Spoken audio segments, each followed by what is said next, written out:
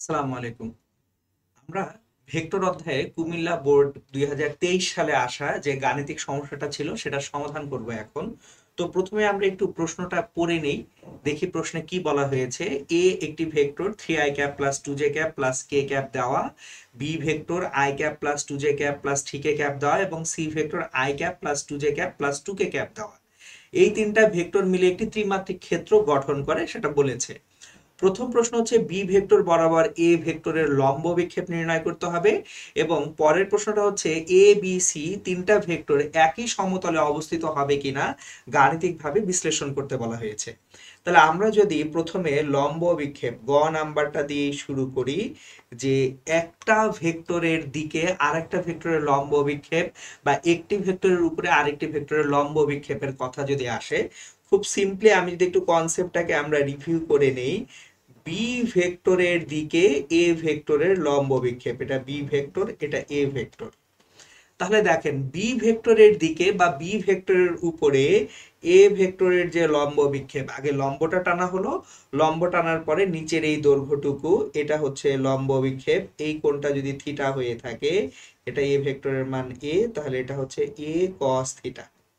তাহলে B vector বরাবর এ ভেক্টরের লম্ব বিক্ষেপ বা বি ভেক্টরের উপরে এ ভেক্টরের লম্ব বিক্ষেপ হচ্ছে এ কস থিটা। তাহলে বি ভেক্টর বরাবর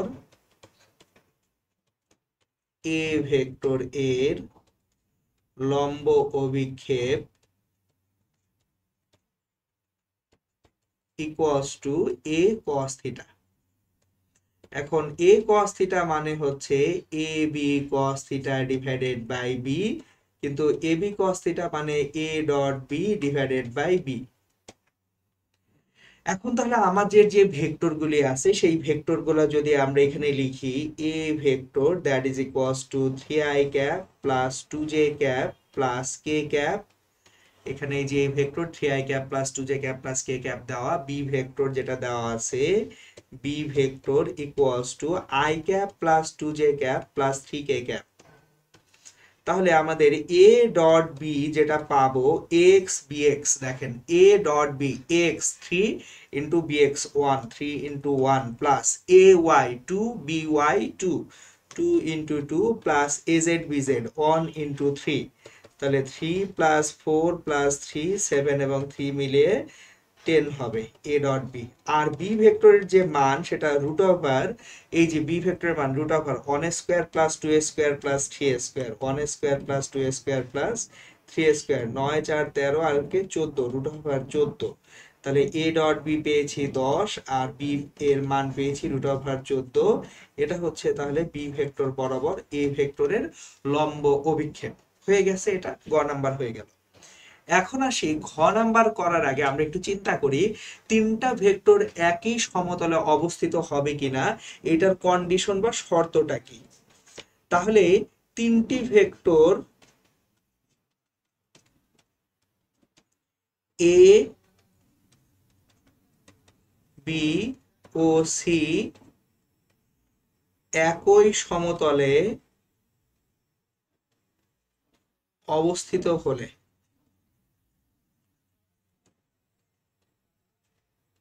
এবিসি তিনটা ভেক্টর যদি একই সমতলে অবস্থিত হয়, যে কোনো দুটো ভেক্টরের ক্রস গুণফলের সাথে তৃতীয় ভেক্টরের ডট গুণফল সব সময়ই 0 দিবে। এই যে দেখেন বি ক্রস সি এর ক্রস গুণফলের সঙ্গে এ এর ডট গুণফল আমাদের 0 হবে। তাহলে যে কোনো দুটো ভেক্টরের ক্রস গুণফল তার সঙ্গে তৃতীয় ভেক্টরের ডট গুণফল 0। তাহলে B dot A cross C অথবা C dot A cross B সবগুলোই অ্যাকচুয়ালি কত হবে, 0 হবে। এখন তাহলে আমরা এই তিনটার মধ্যে যে কোনো একটাকে যাচাই করি।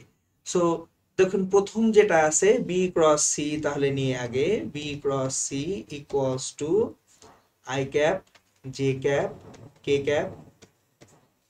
বি ভেক্টরটা এখানে I cap plus 2j plus 3k, তাহলে 1 2 3। এবং সি ভেক্টরটা আমরা B dot A dot B cross C করবো, তাহলে সি ভেক্টরটা 1 2 2, I cap plus 2j plus 2k, তাহলে 1 2 2। তাহলে যখন আমরা বিস্তার করতে যাব, প্রথম সারি বরাবর বিস্তার করব, তাহলে আই ক্যাপ এটা নিলে 4 মাইনাস 6। তাহলে আই ক্যাপের পরে আমরা এখন যখন জে ক্যাপ নিয়ে কাজ করব, জে ক্যাপের জন্য মাইনাস জে ক্যাপ হবে মাইনাস জে ক্যাপ। তাহলে মাইনাস জে ক্যাপ যখন করতেছি 2 মাইনাস 3 2 মাইনাস 3 এবং শেষে এসে করব প্লাস কে ক্যাপ।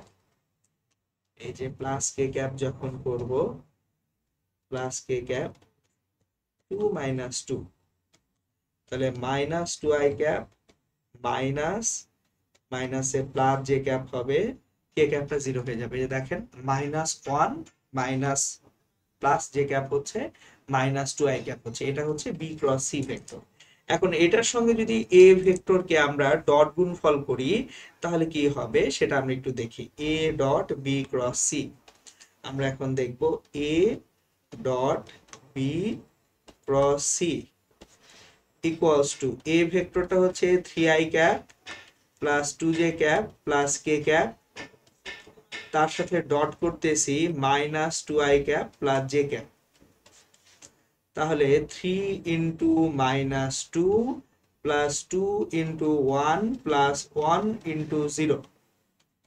সো এই যে দেখেন 3 into minus 2 plus 2 into 1 plus 1 into 0। So minus 6 plus 2 plus 0 minus 4 which is not equals to 0.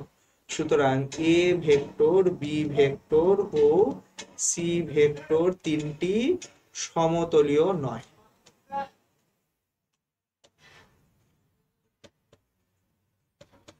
তাহলে আমরা এখান থেকে পেয়ে গেলাম ভেক্টর তিনটা সমতলীয় নয়।